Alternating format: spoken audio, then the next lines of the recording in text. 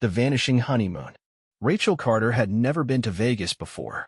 It was Ethan's idea, one last reckless adventure before settling into married life. They had checked into the Wynn Las Vegas, a suite so extravagant it felt like living in a dream. The week had been a blur of high-stakes blackjack, Michelin-starred dinners, and champagne-fueled nights under the neon skyline. But when Rachel woke up that morning, the dream had turned into a nightmare. Ethan was gone. His phone was off. His wallet, watch, and suitcase still in the room. The only thing he left behind was a note, scrawled hastily on hotel stationery. "Sorry, Ratch. It had to be this way." Rachel sat on the edge of the bed, staring at the words until they blurred. Her pulse pounded in her ears. What the hell did that even mean? Had he been kidnapped? Had something happened to him? Or, her stomach twisted, had he just left? A knock at the door snapped her out of it. "Housekeeping. Come back later," she muttered. But as she reached for her suitcase, her fingers brushed against something that wasn't there before, a thick bundle of crisp $100 bills. Rachel's blood ran cold. The police weren't much help. A man disappearing in Vegas wasn't exactly headline news. "Your husband left you a note, ma'am," the officer said, clearly unimpressed. That doesn't scream foul play. But then came the security footage. The Bellagio's cameras caught Ethan leaving the casino at 3:12 a.m. He wasn't alone. A woman in a red dress clung to his arm as they slipped into a waiting taxi. Ethan didn't look drunk. He looked determined. And then there was the passport. Detective Sam Monroe, a Vegas veteran with more experience in scams than marriage counseling, slid it across the table. "This was flagged at McCarran International this morning," he said. "Name on it is Elliot Green. Picture? Your husband." Rachel's head spun. "That's not possible." "It's very possible," Monroe corrected. "People reinvent themselves in this town every day. Sometimes for fun. Sometimes to escape." Rachel refused to believe Ethan had just walked away from their life. Something else was at play. Something bigger. And she was going to find out what. Monroe had seen this kind of thing before. "Your guy's in deep," he told Rachel over cheap diner coffee. "Vegas doesn't let you walk away clean. If he ran, he had a damn good reason. That reason came with a number, $1.2 million. Ethan owed money to people who didn't send reminders, just consequences. The woman in the red dress? Not a fling. A collector." Rachel's stomach turned. Where would they take him? Monroe hesitated. If he's lucky, a hideout on the Strip. If he's not? The sentence hung in the air. The desert stretched for miles, a graveyard of secrets beneath the blistering Nevada sun. Rachel found him at a rundown gas station just outside the city, slumped in the driver's seat of an old Chevy, looking like a man who had lost everything. "You weren't supposed to find me," he muttered as she yanked open the door. "It's not safe." "No kidding," she shot back. "So tell me the truth, Ethan. Are you a liar, a gambler, or just a coward?" His jaw clenched. "All of the above." A black SUV rolled into the lot. Monroe's warning echoed in her head. If he's not lucky. Rachel had a choice. Leave him to the fate he created, or fight to save the man she thought she married. Her hands tightened into fists. She was never the type to walk away. Monroe stepped out of his car, eyes flicking toward the SUV. "You got about 30 seconds before they step out and start asking questions you don't want to answer," he said. Rachel turned to Ethan. "Do they know I'm involved?" "Not yet," he admitted. "But if you don't leave now, you will be." The SUV door opened. Two men stepped out, one in a crisp navy suit, the other in a Hawaiian shirt and flip-flops, a strange mix of corporate and chaos. The suited man spoke first. "Mr. Carter, we were beginning to think you didn't take our arrangement seriously." Ethan exhaled sharply. "It's handled." "Doesn't look that way," the man in the Hawaiian shirt grinned. "And your wife? Is she part of the deal?" Rachel felt Monroe shift beside her, hand drifting toward his hip. A warning. She had a choice. Again. Run. Or play the game. Rachel squared her shoulders, stepping closer to Ethan, sliding a hand around his waist like they were just another happy couple stopping for gas. "We'll handle it together," she said smoothly. "We always do." Ethan tensed beside her, but she didn't let go. If they were going to survive this, she had to be in control. Hawaiian shirt smirked. "Smart girl. All right, let's talk business." Rachel glanced at Monroe. He gave a barely perceptible nod. He had her back. She just hoped it would be enough. Rachel's heart pounded like a drumbeat in her chest. She had no idea what the hell she was doing, but she knew one thing. These guys weren't the type to negotiate. If Ethan owed them, they were here to collect. The man in the Hawaiian shirt, let's call him Flip-Flops, since she doubted he was about to introduce himself, leaned against the SUV, chewing on a toothpick like this was just another casual Thursday. The guy in the suit, on the other hand, had a quiet menace about him. His gaze never left Ethan. All right, lovebirds, Flip-Flops said, grinning. Since we're all so cooperative, here's the deal. Ethan pays up. Right now. Or he takes a ride with us, and we work out a different payment plan. Rachel tightened her grip on Ethan's waist. Think, Rachel. Think. If Ethan got in that SUV, she'd never see him again. How much do you have on you? She whispered through clenched teeth. Ethan swallowed hard. Not enough. How much, Ethan? She hissed. A little over 10 grand, he admitted. Rachel felt the blood drain from her face. That was barely a scratch. Flip-Flop sighed theatrically. 10 grand? Man, that's adorable. I mean, really. That's like showing up to a Ferrari dealership with a handful of coupons. Rachel needed to buy time. She needed leverage. Something. Anything. That money you found in our room, Ethan whispered, barely audible. Did you take it? Rachel's eyes widened. Oh, hell no. She hadn't touched it. It was still in the hotel. A pile of crisp, untraceable bills. Where is it? She asked quickly. Back at the Wynn, he said, eyes flicking to the men. In the safe. A plan formed in Rachel's mind so quickly it felt reckless. But reckless was all they had. She let out an exasperated sigh and turned to Suit Guy, tilting her head just enough to feign irritation. You really think we're dumb enough to carry that much cash in the middle of the desert? Suit Guy's jaw twitched. Flip-Flops chuckled. She's got a point, Flip-Flops said. All right, sweetheart. You got, let's say, 1 hour. We'll even be nice enough to escort you back. But if you're lying. He grinned wider. We take hubby for a long drive. Rachel didn't hesitate. Fine. Let's go. The ride back to the Strip was silent, except for the hum of the road and Rachel's racing thoughts. She sat wedged between Ethan and Suit Guy in the back of the SUV, while Flip-Flops drove like they were out for a Sunday joyride. Monroe followed behind on his bike, but they were on their own. Ethan leaned in, whispering in her ear. We can't give them the money, Ratch. I figured, she whispered back. You got a plan? Working on it. The Wynn's neon glow appeared in the distance. Rachel forced her pulse to slow. If they made it upstairs, they were screwed. She had to think now. They pulled into the hotel's valet. Flip-Flops turned in his seat, tapping the wheel. All right, Mrs. Carter. You go in, you get the cash. No funny business. Rachel nodded, stepping out of the SUV, but before she closed the door, she turned back to Ethan. Kiss me, she said. Ethan blinked. What? Kiss me, she repeated, voice low and urgent. He hesitated, just for a second, then leaned in, pressing his lips to hers. Rachel let the second stretch, let it look real. Then, as she pulled back, she whispered one word against his lips. Run. And then, she bolted. She sprinted through the lobby, heart hammering. She knew Flip-Flops and Suit Guy wouldn't follow right away, not with the cameras everywhere. But she had seconds, maybe a minute before they caught on. Instead of heading to the elevator, she veered left, toward the casino floor. She needed a distraction. Something big. And then she saw it. A high-roller craps table, packed with rich tourists, security, and dealers. Rachel grabbed a stack of chips off the nearest table, screamed, thief, and flung them into the air. The casino exploded into chaos. Alarms blared. Security guards rushed in. Tourists dug for chips. Rachel used the pandemonium to vanish, weaving through the crowd, her only thought, get to Monroe. Get out. Behind her, Flip-Flops and Suit Guy pushed through the chaos, faces twisted in fury. Rachel didn't stop running. Rachel ducked into a side hallway, her breath coming in sharp gasps. The chaos behind her was still unraveling, security guards shouting, tourists scrambling for chips, Flip-Flops and Suit Guy pushing through the crowd like wolves on the hunt. She had seconds before they spotted her again. Her eyes darted around. Exit. Exit. Exit.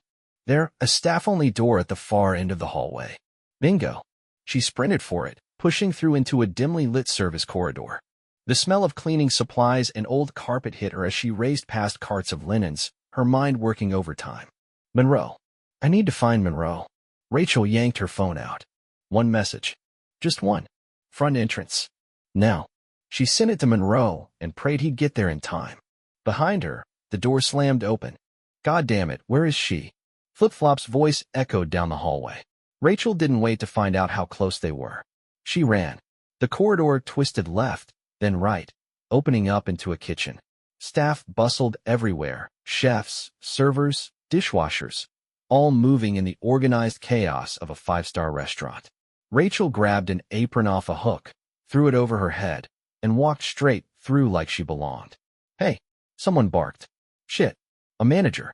Tall, pissed, and walking straight toward her. Rachel grabbed the nearest tray of drinks and threw it. Glasses shattered. Staff screamed. The manager cursed. And Rachel? Rachel used the split second of confusion to bolt for the side door. She crashed through into the alley, sucking in the cool desert air, just in time to see Monroe's bike screech to a stop. Get on, he yelled. Rachel didn't hesitate. She jumped on the back, arms wrapping around his waist as he gunned the throttle. The bike shot forward just as flip-flops and suit guy burst out of the casino behind them. Bullets whizzed past her head. Rachel ducked. They're shooting at us? Yeah, they're real polite like that, Monroe snapped, twisting the handlebars hard to the right. The bike swerved, barely missing a black SUV that tried to cut them off. Rachel looked back. Flip-flops was already scrambling into the SUV. Suit guy was on the phone, barking orders. They weren't giving up. Where's Ethan? Monroe shouted over the roar of the engine. Rachel's heart clenched. Still in the hotel. He doesn't have a way out. Monroe cursed. All right, change of plans. Hold on tight. Rachel barely had time to react before Monroe yanked the bike into a sharp left, straight into oncoming traffic. Back at the Wynn, Ethan Carter knew he was screwed. Security was everywhere. Flip-flops guys were probably watching every exit. And Rachel? If she hadn't made it out then? No, she made it. He had to believe that. But that still left him. He moved fast, pulling off his suit jacket and shoving it into a trash can. The dress shirt underneath was soaked in sweat, but it would have to do. He yanked off his watch, loosened his tie, and messed himself up. Hair ruffled, shirt untucked. Now, he didn't look like a man on the run. He looked like just another drunk, losing his shirt in Vegas. And that was his way out. Security was already moving past him, too busy with the casino chaos to notice him slip toward the service elevators. He punched the button. Come on, come on. A ding. The door slid open. Ethan stepped inside and froze. A woman in a red dress stood inside. The woman from the taxi. She smiled. Going somewhere, Elliot? Shit. Ethan's stomach dropped. Red dress. The collector. The one who started this whole mess. And now she was standing in front of him, blocking his only way out. She didn't look surprised to see him. If anything, she looked amused. Not going to say hi, she teased, tilting her head. That's rude, Elliot. He swallowed hard, mind racing. Play dumb. Stall. You got the wrong guy, he said, forcing a drunken slur into his voice. I don't know who the hell Elliot is, but he sounds like a real asshole. Her red-painted lips curled into a smirk. You really want to do this? In an elevator? Honey, I was hoping for something a little more cinematic. She reached into her clutch. Ethan's heart lurched. Weapon. He didn't think, he moved. He lunged, grabbing her wrist, twisting hard. The clutch dropped, and something small, metallic, and very illegal-looking clattered onto the floor. But she was fast. Faster than him. Her free hand slammed into his throat. His vision blurred as he stumbled back against the elevator wall. Ding. The door slid open. A tour group was waiting outside. A dozen middle-aged tourists, clutching cameras and oversized drinks, staring at the scene inside the elevator. Ethan gasping for breath, red dress adjusting her wrist like nothing had happened. And that's when she did the most terrifying thing imaginable. She smiled. Oh, babe. She pouted dramatically, loud enough for the group to hear. Are you still mad about last night? I said I was sorry. The tourists ate it up. Some of them chuckled. Others whispered. Someone muttered, damn, Vegas couples are wild. Ethan had seconds to react. He laughed. Too loud. Too forced. Yeah, he wheezed. I'm over it. He stepped past her, hands raised in mock surrender. See you at the chapel, babe. The tourists parted, letting him through. He didn't run. Not yet. Running would tip her off. He needed to disappear into the crowd, make it outside. He walked fast. Then faster. Then, a hand clamped onto his wrist. Red dress purred from behind him. You're not getting away that easy. Screw it. Ethan yanked free and bolted. Meanwhile, Rachel had no idea how Monroe was still alive. He had just driven straight through oncoming traffic like a man with a death wish, weaving between speeding cars, horns blaring, brakes screeching. Rachel held on for dear life. What the hell are you doing? Getting us out of here, Monroe yelled back. Rachel dared a glance over her shoulder. Bad idea. The black SUV was still chasing them. Flip-Flops was driving now, cutting through traffic like a shark scenting blood. Too fast. Too close. Monroe swerved hard onto a side street. The SUV followed. Rachel's mind raced. No way we're outrunning them on a straight road. We need an exit. Then there. A construction zone. Orange barriers. A massive wooden ramp leading up to an unfinished second floor of a parking garage. Oh, hell. No. Monroe saw it too. His grip on the handlebars tightened. No, Monroe, don't you. Hold on. The bike rocketed forward. The ramp was coming up way too fast. Rachel squeezed her eyes shut as Monroe gunned it up the ramp and they were airborne. For a split second, time froze. Then, impact. The bike slammed down onto the second floor of the unfinished structure. Rachel nearly flew off, barely holding onto Monroe's jacket. Monroe swerved, steadied the bike, and kept going.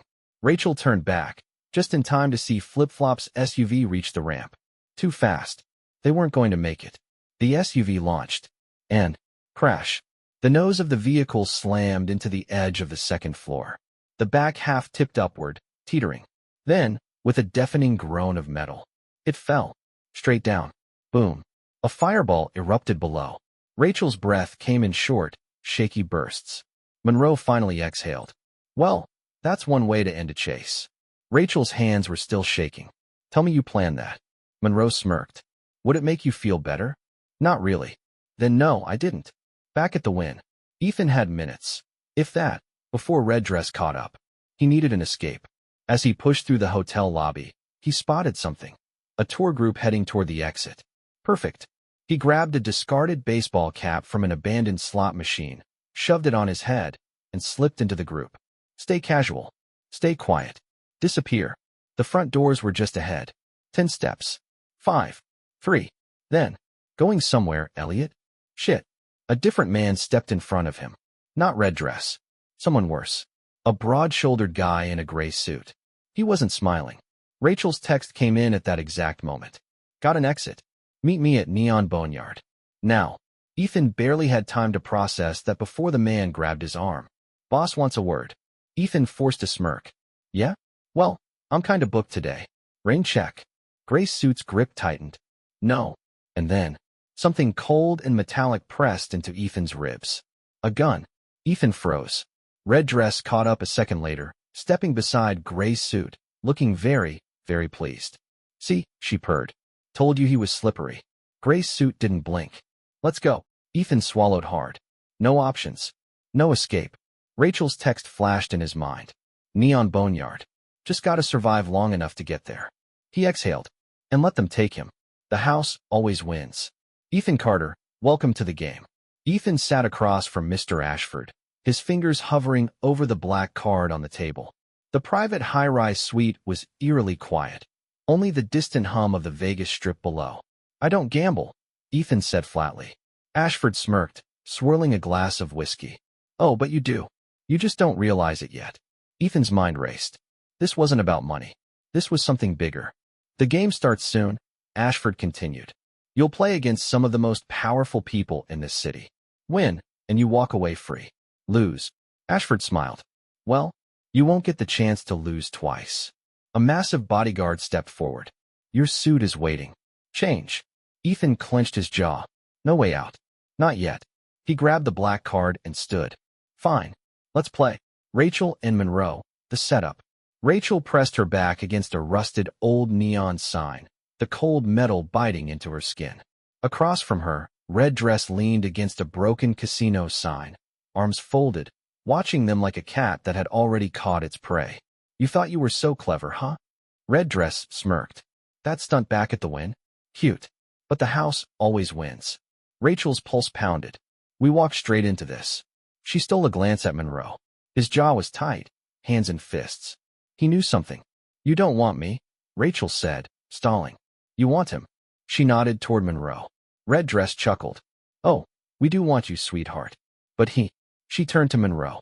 He owes Ashford more than you can imagine. Rachel's heart sank. Monroe exhaled, eyes locking onto Red Dress. You tell him. he said, voice flat. I don't play anymore.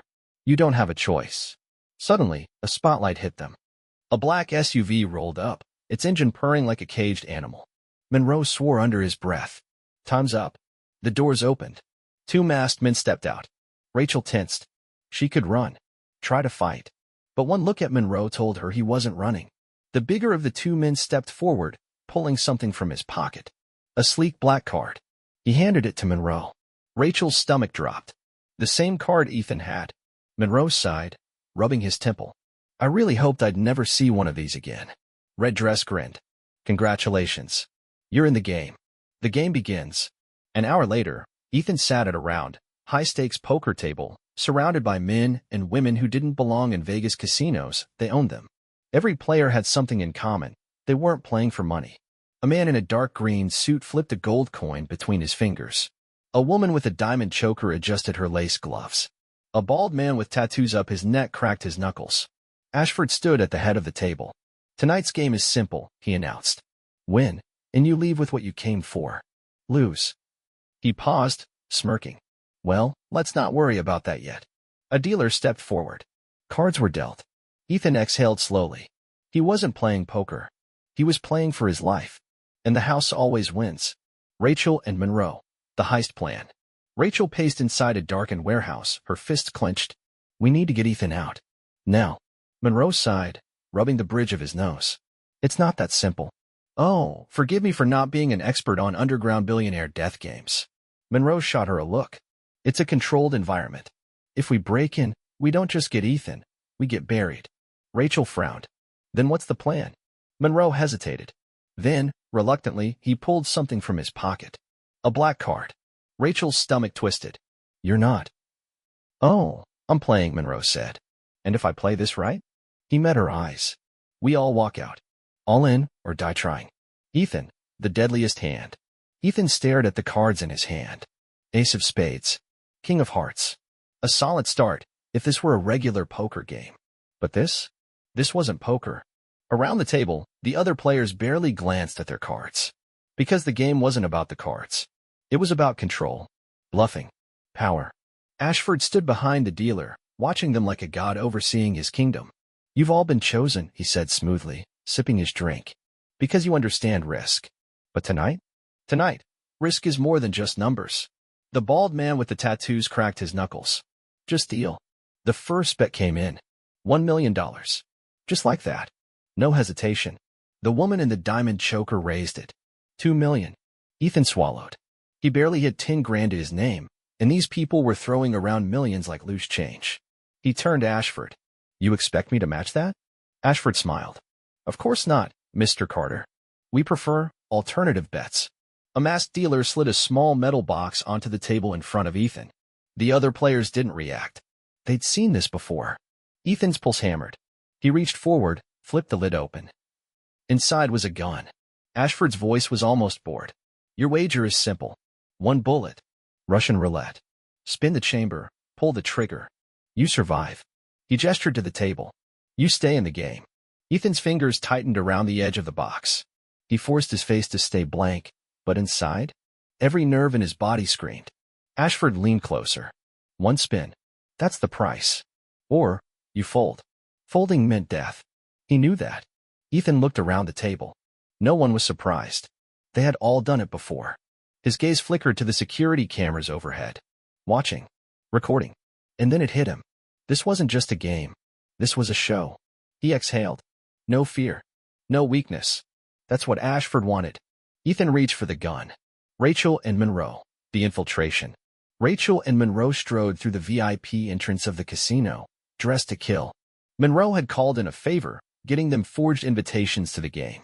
But once they were inside, they were on their own. The underground game room wasn't like a regular casino. No neon lights. No slot machines. Just one massive table in the center, surrounded by armed guards and silent spectators in designer suits. Rachel's heart stopped when she saw Ethan. He was at the table, holding a gun to his temple. Her breath caught.